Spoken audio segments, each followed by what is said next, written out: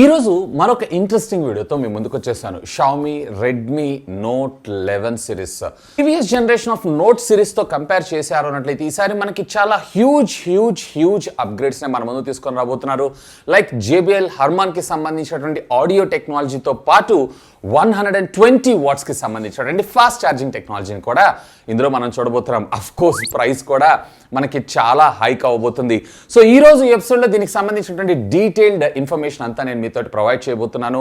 మరి ఆలస్యం చేయకుండా ఈ రోజు ఈ ఎపిసోడ్ని స్టార్ట్ చేద్దామా? ఫ్రెండ్స్, నాది ఒక చిన్న రిక్వెస్ట్, ఇంకా మీలో ఎవరైనా మన ఛానల్ని సబ్స్క్రైబ్ చేసుకోకుండా చూస్తున్నారంటే ప్లీజ్ సబ్స్క్రైబ్ చేసుకోండి యార్. కొంచెం మోటివేషన్గా ఫీల్ అయ్యి ఇలాంటి వీడియోస్ ఎన్నో మీకోసం తెలుగులో తీసుకొని రావడం జరుగుతుంది. Hi, this is Vasu again signing in. Welcome to my channel VaasuTechVlogs. So మొదటిగా వీటిల్లో ప్రాసెసర్స్ చూశారు అన్నట్లయితే ఈసారి అన్ని కూడా మనకి మీడియాటెక్ డైమెన్సిటీకి సంబంధించినటువంటి ప్రాసెసర్స్ని మన ముందు తీసుకొని రాబోతున్నారు. వేర్ ప్రీవియస్ జనరేషన్ దాంట్లో మనకి ఎక్కువగా క్వాల్కమ్ స్నాప్డ్రాగన్ ప్రాసెసర్స్ని మనం చూసాం. సో దీంట్లో మొదటిగా 3 వేరియంట్స్ అయితే ఉండబోతున్నాయి. MI 11, Note 11, అలాగే Note 11 Pro, అలాగే Note 11 Pro Plus.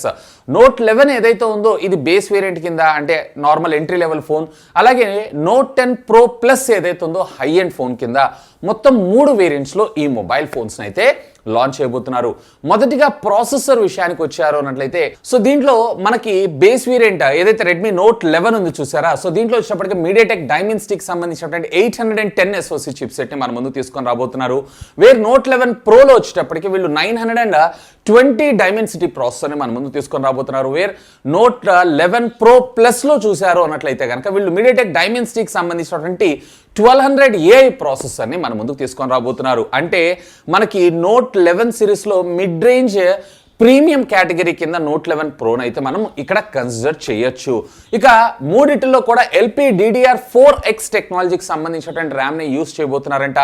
But Redmi note 11లో వచ్చినప్పటికీ UFS 2.1 స్టోరేజ్ని యూస్ చేస్తే 2.2 స్టోరేజ్ని యూస్ చేస్తే వేరే నోట్ 11 Pro అండ్ Pro Plusలో వచ్చేటప్పటికి UFS 3.1 స్టోరేజ్ని మన ముందు తీసుకొని రావడం జరిగింది. ఇక మూడిటిలో కూడా స్క్రీన్ సైజెస్ అనేవి ఆల్మోస్ట్ ఆల్ సేమ్. 6.67 ఇంచెస్కి సంబంధించినటువంటి ఫుల్ HD ప్లస్ డిస్ప్లేస్ని మనం చూస్తుంటాం.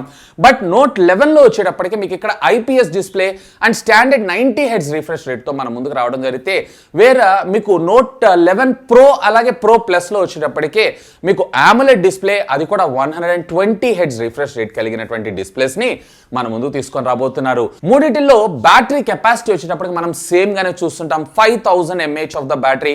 బట్ నోట్ 11లో వచ్చేటప్పటికి మీకు 33 వాట్స్ ఇస్తే వేర్ నోట్ 11 ప్రోలో వచ్చేటప్పటికి మీకు 67 వాట్స్ ఆఫ్ ఫాస్ట్ ఛార్జింగ్. వేర్ నోట్ 11 Pro Plusలో వచ్చేటప్పటికి మీకు 120 వాట్స్కి సంబంధించినటువంటి ఫాస్ట్ ఛార్జింగ్ టెక్నాలజీని మనం చూడబోతున్నాం. సో ఈ సెగ్మెంట్లో 120 వాట్స్తో కూడినటువంటి ఒక మొబైల్ ఫోన్ అని అంటే ఇది కిల్లర్ ఫీచర్ అనే నా అభిప్రాయం. సో ప్రైస్ కూడా మళ్ళీ దానికి తగ్గట్టుగా మనకి ఇక్కడ హైక్ అవుట్ అయితే జరుగుతుంది. ఇక కెమెరా డిపార్ట్మెంట్ విషయానికి వచ్చారు అన్నట్లయితే రెడ్మీ నోట్ 11లో వచ్చేటప్పటికే సామ్సంగ్కి సంబంధించినటువంటి JN1 సెన్సార్, అది కూడా 50 మెగాపిక్సెల్ సెన్సార్ని మనకి ఇందులో వాడుతూ మరొక 2 డ్యూయల్ 2 మెగాపిక్సెల్కి సంబంధించినటువంటి సెన్సార్స్ని యూజ్ చేస్తున్నారు. వేర్ ఫ్రంట్ వచ్చేటప్పటికే 16 మెగాపిక్సెల్ అన్నిటిల్లోనూ కూడా కామన్గా ఉండడం జరుగుతుంది.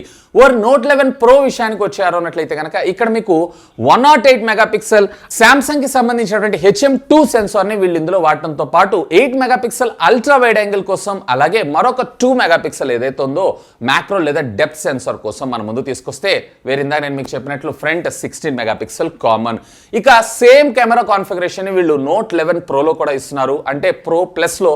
సో నోట్ 11 ప్రోలోను అలాగే Pro Plusలోను మీకు కెమెరా కాన్ఫిగరేషన్ ఏదైతే ఉందో ఆల్మోస్ట్ సేమ్ ఉంటుంది. ఇక ఎడిషనల్ ఫీచర్స్ విషయానికి వచ్చారు అన్నట్లయితే వేరే ఇక్కడ మీకు రెడ్మీ నోట్ 11లో వచ్చేటప్పటికి standard 3.5mm Jack, IR blaster, అలాగే మనకి side mounted finger print scanner అన్నిటిలోనూ మనం వెరీ కామన్గా అయితే చూస్తుంటాం. వేరే ఇక్కడ మీకు నోట్ 11 ప్రోలో వచ్చేటప్పటికి 3.5mm జాక్ని రిమూవ్ చేస్తున్నారు అని చెప్పి ఒక రూమర్ ఉంది. మరి అది ఎంతవరకు కరెక్ట్ అనేది మనం కొన్ని రోజులు అయితే వెయిట్ చేయాలి.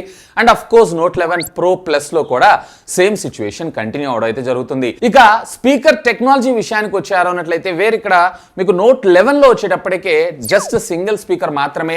వేరే 11 Pro అలాగే 11 Pro Plus రెండిటిలో కూడా JBL హర్మాన్కి సంబంధించినటువంటి డ్యూయల్ స్టీరియో స్పీకర్స్, హైరెస్ ఆడియోతో పాటు డాల్బీ ఆడియో కూడా ఇవి సపోర్ట్ చేయటం అయితే జరుగుతుంది. అఫ్ కోర్స్ వీటిల్లో మనకి ఫ్రంట్ గ్లాస్ ప్రొటెక్షన్ విషయానికి వచ్చారు అన్నట్లయితే అంటే బిల్డ్ పరంగా వీళ్ళు కార్నింగ్ విక్టస్ గ్లాస్కి సంబంధించినటువంటి 7th జనరేషన్, అంటే కార్నింగ్ విక్టస్ 6th, సో దాని 2nd జనరేషన్ గ్లాసెస్ని అయితే మన ముందు తీసుకొని రాబోతున్నారు.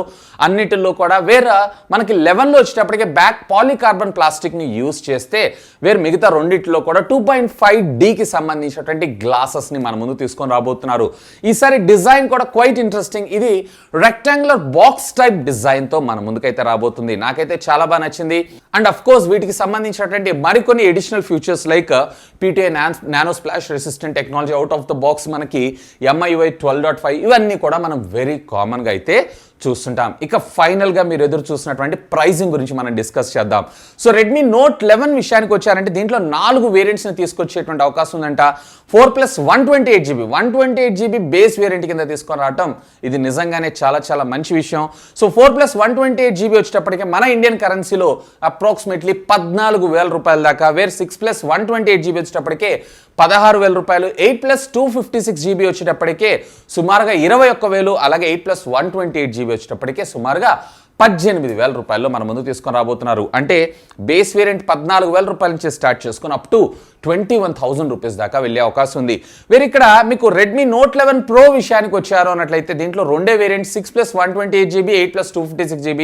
6+ 128GB వచ్చేటప్పటికే సుమారుగా 18,000 రూపాయలకి, 8+ 256GB వేరియంట్ వచ్చేటప్పటికే సుమారుగా 23,000 రూపాయలకి మన ముందు తీసుకొని రాబోతున్నారు. ఇక నోట్ 11 ప్రో ప్లస్ విషయానికి వచ్చారు అన్నట్లయితే కనుక 8+ 128GB వేరియంట్ ఉన్నటువంటి మొబైల్ ఏదైతే ఉందో సుమారుగా మన ఇండియన్ కరెన్సీలో 25,000 రూపాయలకి, అలాగే 8+ 256GB ఉన్నటువంటి మొబైల్ ఏదైతే ఉందో అప్రాక్సిమేట్లీ 30,000 రూపాయలకి మన ముందు తీసుకొచ్చేటువంటి అవకాశం ఉంది.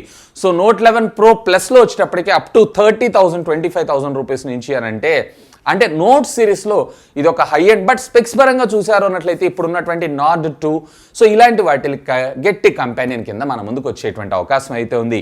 సో ఎనీవే చూద్దాం. దీని వచ్చేటప్పటికి మన ఇండియాలో నవంబర్ 2nd వీక్లో అఫీషియల్గా అనౌన్స్ చేసేటువంటి అవకాశం ఉందంట. ఇక నా విషయానికి వచ్చారు అన్నట్లయితే కనుక నాకు క్వైట్ ఇంట్రెస్టింగ్ స్పెక్స్ అనిపిస్తున్నాయి, కానీ ప్రైజెస్ ఏవైతే ఉన్నాయో ఆల్మోస్ట్ ఆల్ మనం 30,000 రూపీస్ దాకా ఎక్స్పెక్ట్ చేసేటువంటి అవకాశం ఉంది.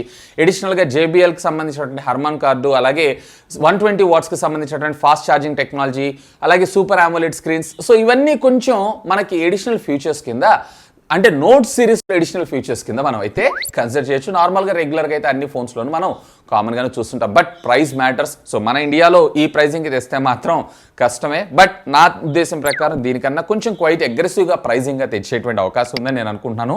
Anyway hope for the best. So pricing అలాగే వీటిల్లో మీకు ఏ ఫీచర్ బాగా ఇంట్రెస్టింగ్ అనిపించింది లెట్ మీ నో కింద ఉన్నటువంటి కామెంట్ సెక్షన్లో కామెంట్ చేయగలరు. That's all for today. This is Vasu signing off. Have a great day.